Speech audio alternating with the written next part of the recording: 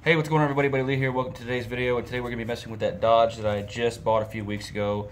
Right after I bought it, I noticed there was an issue with the idle, and pretty much what happens is when you give it the beans with the throttle and you let off, the RPMs will dip real low, and sometimes so low that it will just kill the whole truck. I'm going to go ahead and put a clip to that bit that I filmed right here so you can know what I'm talking about.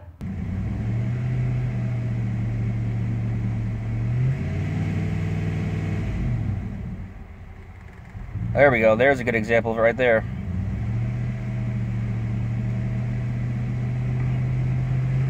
Now it runs like a raped ape, except for when you let off the gas, and there you go.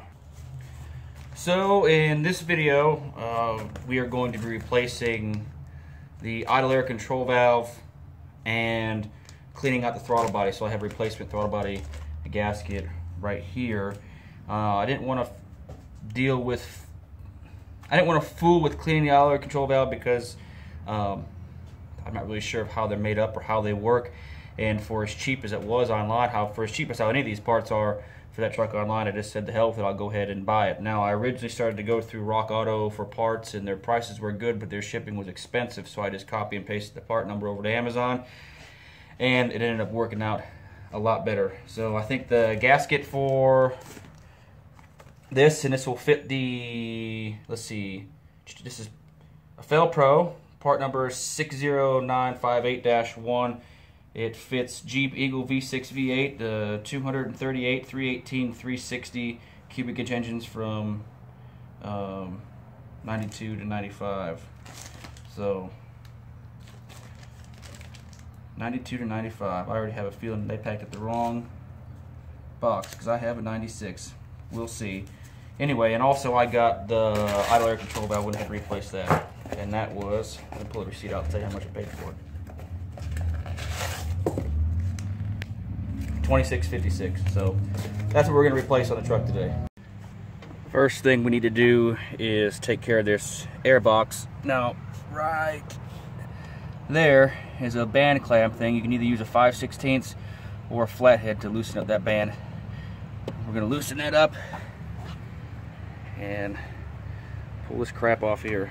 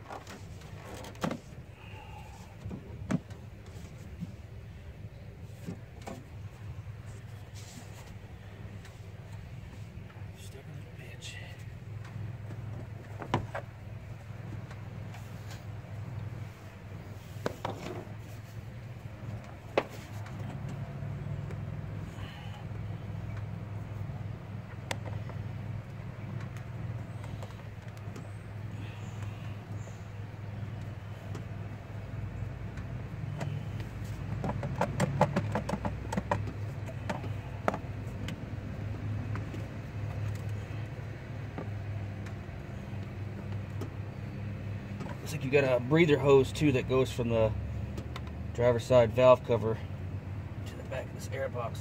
That line's pretty chewed up though. I'm gonna have to get that replaced.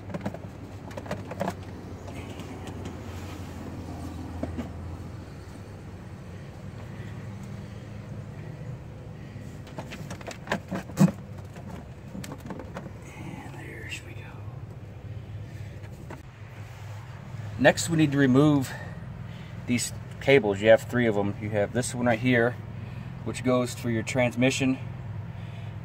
This goes for your throttle, and that one in the back goes for your cruise control. And it looks like you just simply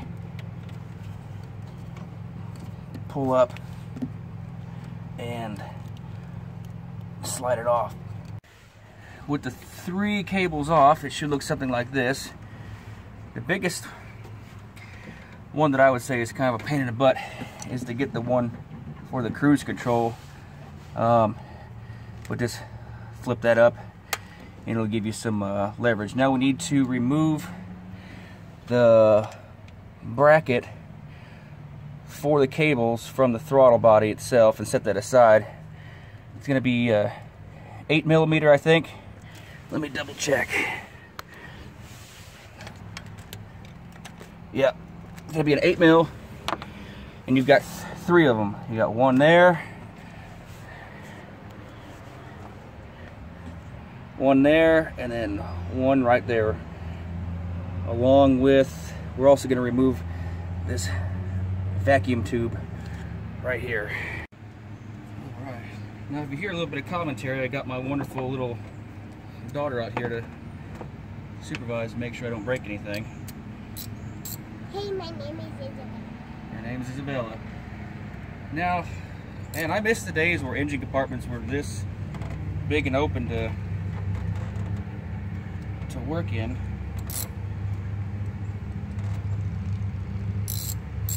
But I'm almost too short. I think I need to get a new ratchet. This one is the bearing. Dad, there's a bug. Where? Oh yeah, let me kill him. All right, he's dead now. Yeah, I need to get a new ratchet. All right, we got.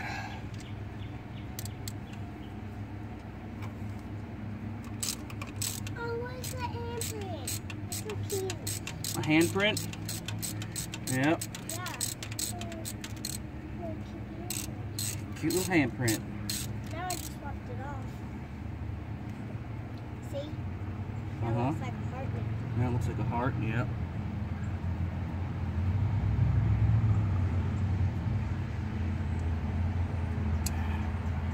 There's one.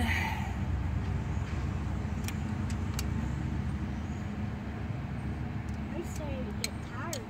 You're starting to get tired. Yeah. You just got out here. Is this a little high? Yeah, a little tall.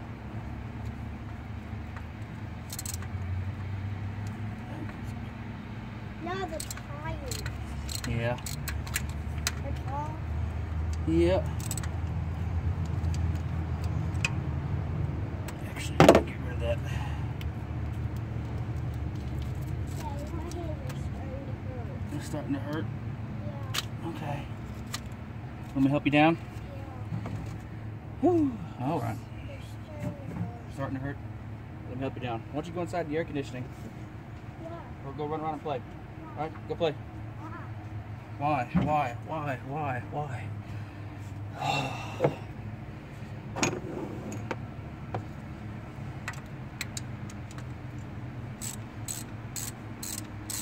Or the joy of having kids. It's a trip. It can be frustrating, but they are good fun.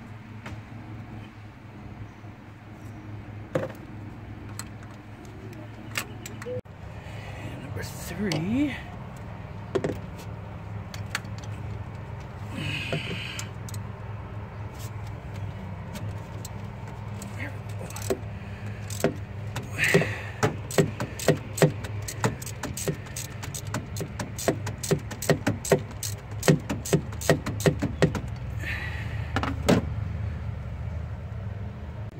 In order to get this bracket out of the way, we need to take this throttle body off, and it's going to be with a 13mm. You got 4, 1, 2, 3, 4, and then I think first we're going to get these electrical connectors out of the way. Now this first one is the map sensor. You just lift up on that tab and pull it out. This one in the middle is your throttle position sensor. It's the same way. Lift up and wiggle out. And the one on the back is your idle air control. And it looks to be the same way, but I'm not going to be able to film and get that clip off. Alright, we got it out, but they actually had it on backwards. I don't know if that makes a difference or not, but for future reference, yes, you're a silly girl, Bella. For future reference, if you have to go to swap one of these out, where that plug opening is, you want it to be on the driver's side, not the passenger side, because it really put a bend on all those wires. I didn't care too much for the angle that they were at. But now we can take that 13 mil and crack them 4 bolts on the top.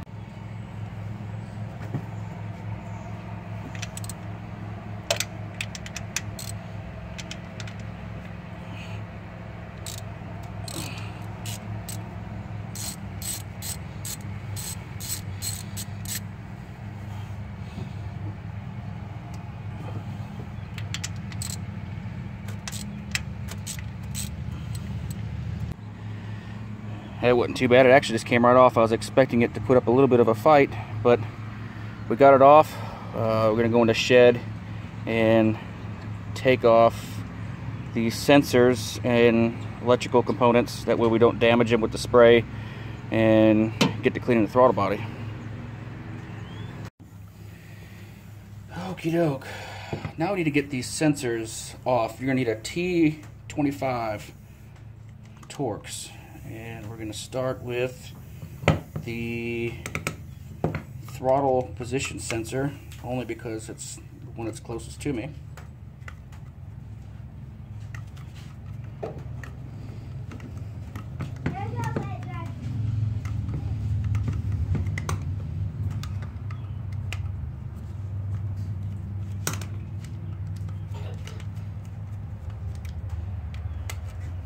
And when you pull these off, make sure you keep the bolts with the sensor you pull off, because there's 3 different size bolts for the 3 different sensors, so you don't want to mix them up.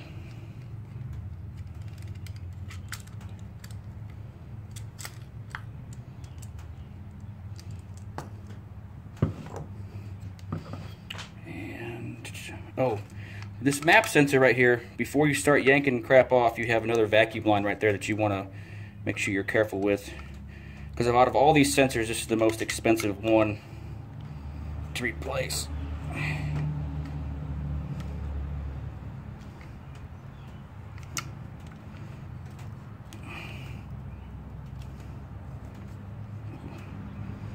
That one's a booger. I don't know why that's on so tight.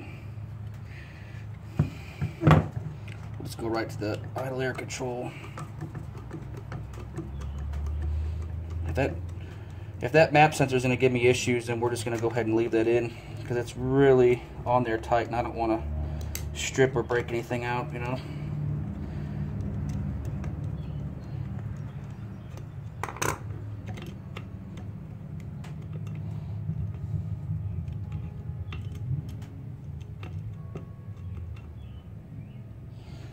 And that is what the idle air control looks like.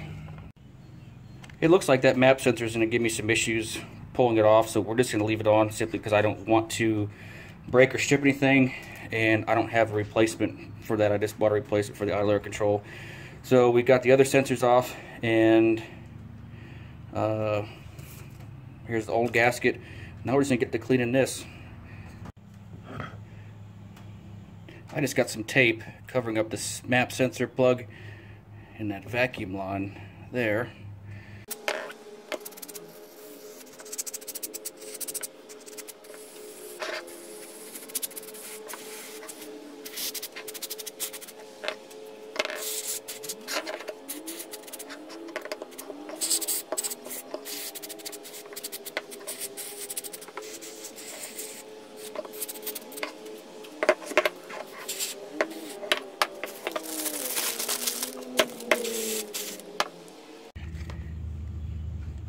We have her about as clean as it's gonna get. That's I know it still looks a little grungy, but that's miles from where it was before. Even in there where the IAC motor goes, that was black, just all full of grime. So now what we're gonna do is install the new idle air control valve.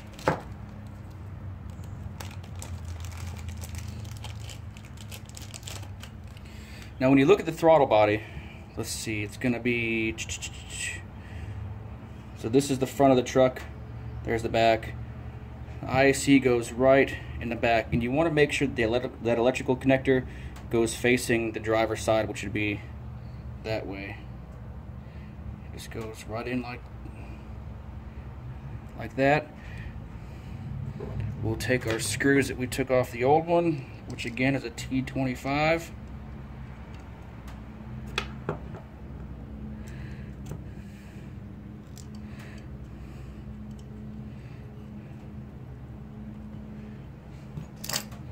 Tighten her up.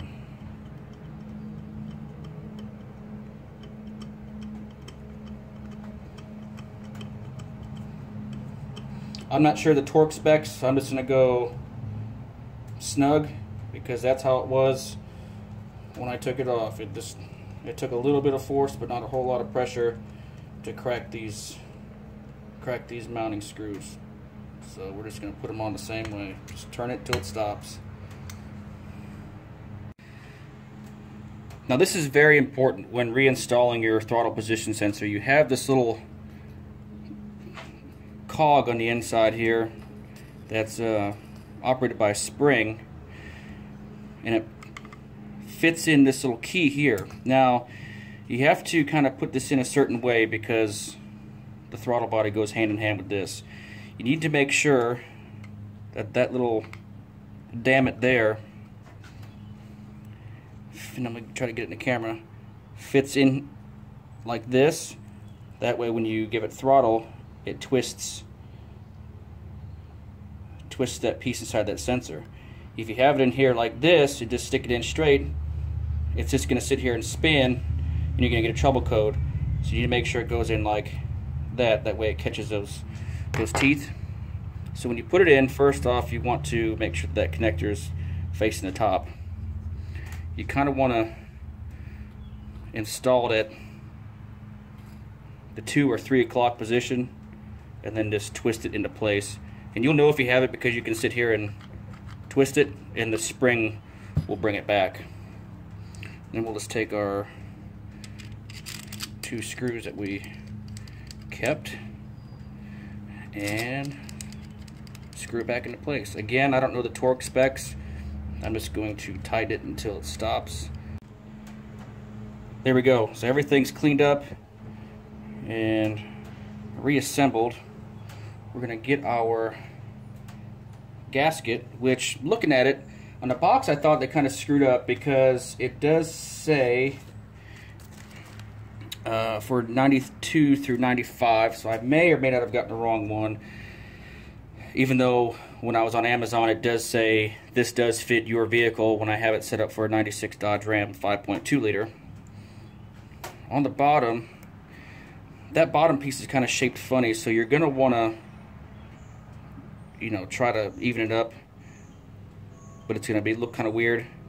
Just get the holes centered up, and everything fits where it's supposed to be. There's nothing really overlapping except for this one corner right here. It overlaps that bit of metal right there, and I'm not too incredibly worried about that.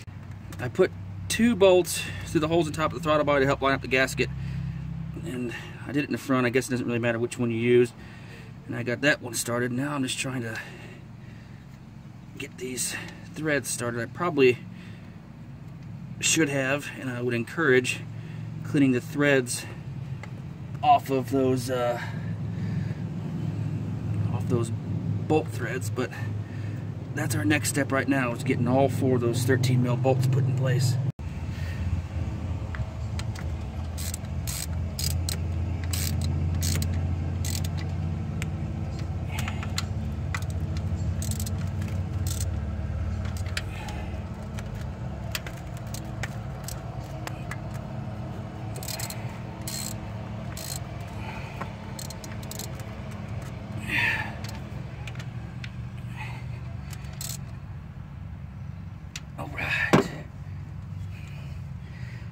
Next, we're going to install our electrical connectors.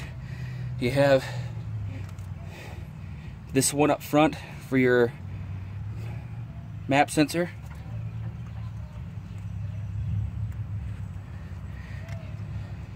You've got this one in the middle. That's for your throttle position sensor. And you have the one in the back. That's for your idle air control. After the connectors are in place, we're going to reinstall our bracket for those cables utilizing the 3 8mm screws that we pulled off. Then install your 3 cables. The biggest pain in the butt is going to be the one for your cruise control. Again, just flip this valve up so you can get to it, and then make sure your cable for your throttle runs underneath that plastic piece. That's it. Now we need to reinstall the air box, and I think that's going to be it. Alrighty, everything's buttoned up. Let's see what we did here. Let me turn my radio down.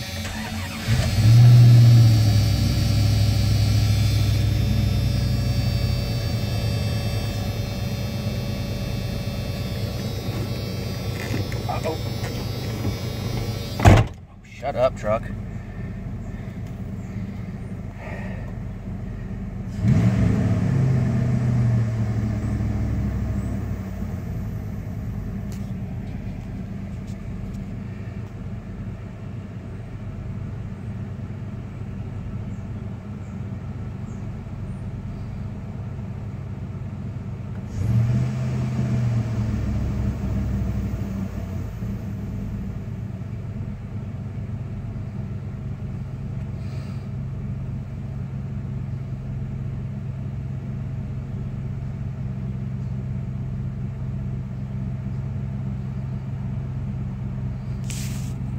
So far, so good. It already idles a little bit higher than it did before.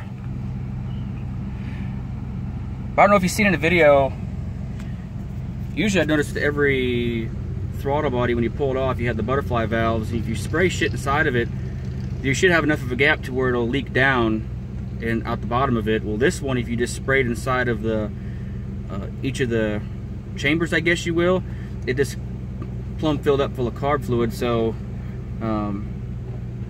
I knew they were pretty dirty and blocked up. We're gonna wait for the RPMs to drop a little bit more and see if it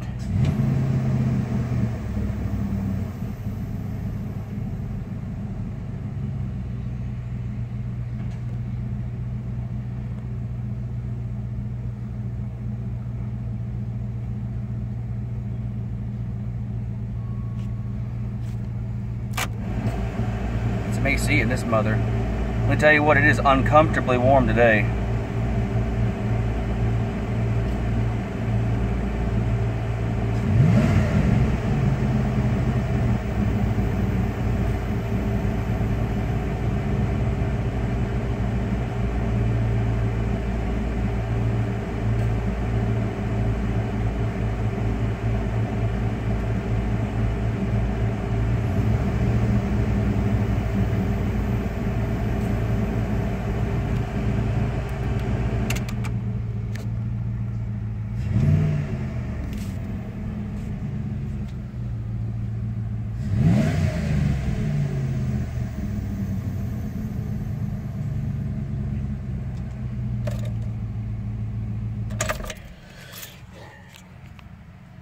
I'm going to, did I turn it off by accident? No, I didn't.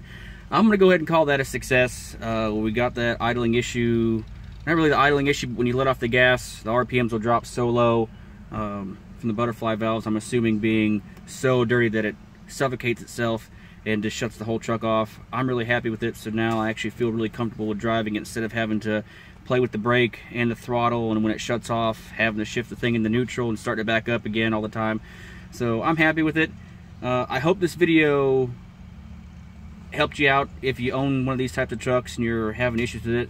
I'm not a professional with these trucks. I used to have one back in high school, but I wasn't turning wrenches on them. I just drove it around back and forth to high school. So I hope this video was helpful. Leave any comments or whatever in the bottom below if you happen to have any. And thank you guys for your support, and thanks for watching, and I'll see you in the next one.